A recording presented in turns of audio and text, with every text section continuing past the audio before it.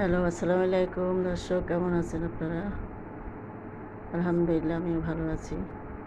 তো আমি আজকে বিফ তেহারি তৈরি করব। যে মশলা দিয়ে দিলাম সব রকমের। তারপর হুম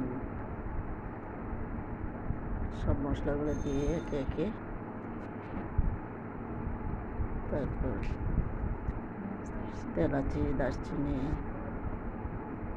লবঙ্গ, তারপর ধনিয়ার গুঁড়া, জিরা ধনিয়ার গুঁড়া, পেঁয়াজ, তারপর একটু তেল দিলাম। তেল দিয়ে একটু মেখে নিলাম। তারপরে একটু টক দই দিলাম, একটু টক দই দিয়ে আবার মেখে নিলাম একটু। তারপর মেখে টেকে তারপর এখন এটাকে চুলায় দিলাম।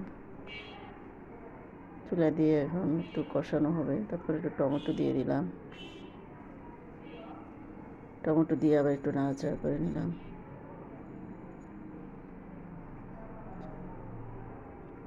তারপর একটু ঢাকনা তুলে আবার নাড়াচাড়া করলাম।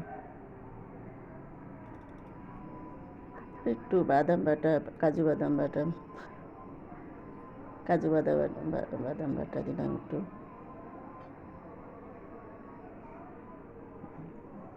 তারপরে পোলাও রান্না করার জন্য একটু ঘি, তেজপাতা, দারচিনি, এলাচ, পেঁয়াজ সব দিয়ে নাড়াচাড়া করে একটু আলু কষানো হতে হবে। তেলের মধ্যে ভেজে নেব একটু।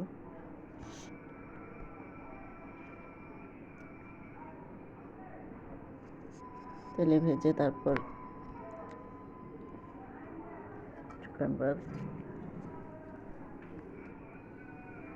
মটরশুঁটি এবং চাল একসাথে দিয়ে দিলাম।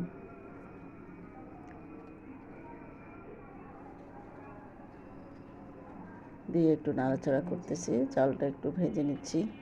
ভেজে তারপর একটু গরম পানি দিয়ে দিলাম। তারপর একটু দুধ দিয়ে দিলাম। এমন 1 চামচ চিনি দিয়ে, কাঁচামরিচ দিয়ে আর গরুর গোশ দিয়ে এখন নাড়াচাড়া করে তারপর আবার ঢাকনা দিয়ে দিব। এখন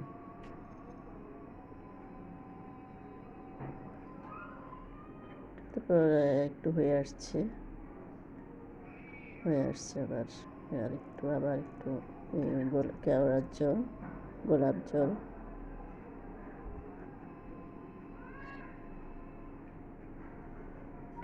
গোলাপ জল দিয়ে এখন